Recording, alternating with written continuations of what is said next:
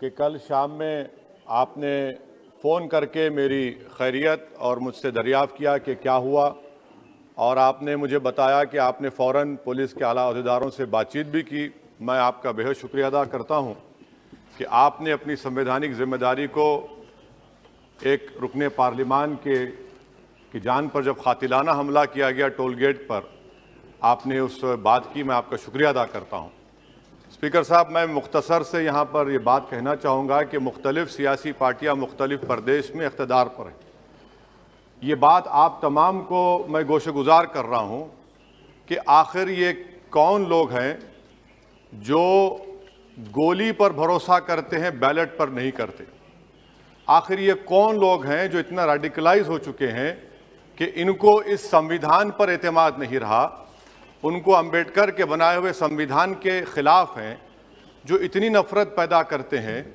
आखिर ये कौन लोग हैं? मैं इसको सियासी गुफ्तगू नहीं करूंगा, ये सबके लिए छोड़ रहा हूं, क्योंकि जहां तक मुझे मालूम कि मैं 2 मरतबा का विधायक हूं, 4 मरतबा का सांसद हूं, और अगर इस तरह से अगर राजनीति आगे बढ़ेगी कि टोल गेट पर गाड़ी रुकती है और 4 राउंड गोलियां चलाई जाती हैं, आखिर इन नौजवानों को ये कैसे रेडिकलाइज हुए?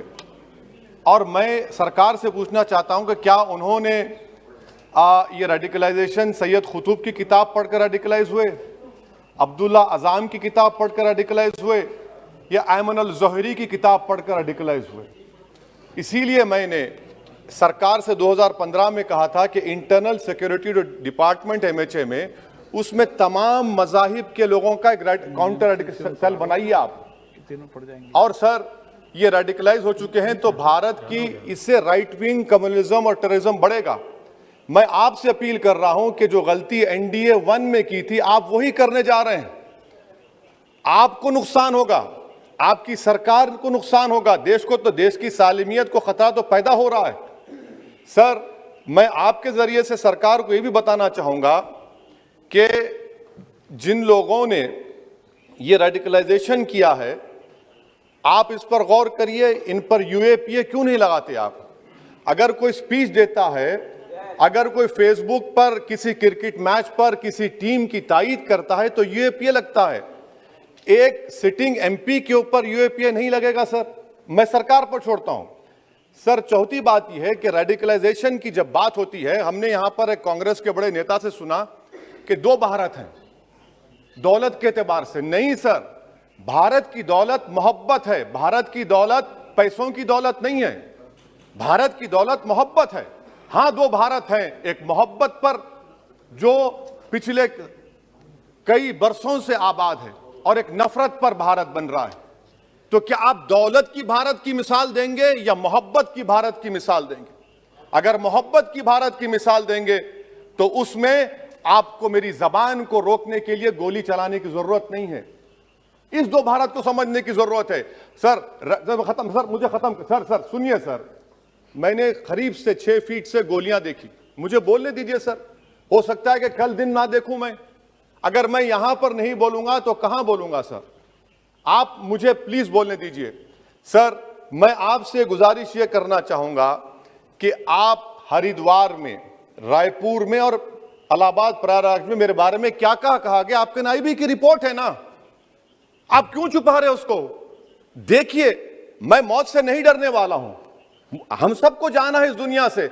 बल्कि मैंने कह दिया कि मैं इस वतन में पैदा हुआ, मेरी मां की कोख से तो जमीन पर लिटाया गया। जब मेरी आंख बंद हो जाएगी तो इंशाल्लाह औरंगाबाद की जमीन मुझे दफनाया जाएगा। मगर मैं आपसे अपील करना चाह रहा हूं सरकार से सर, कि जो कुछ बातें की गई हैं उसको देखिए। मैं Z कैटेगरी सिक्योरिटी नहीं चाहिए मुझे, मैं हरगिज नहीं चाहिए मुझे। मैं 94 से पॉलिटिक्स में हूं। मैं आजाद जिंदगी गुजारना चाहता हूं। मैं घुटन के साथ जिंदा नहीं रह सकता इस दुनिया में।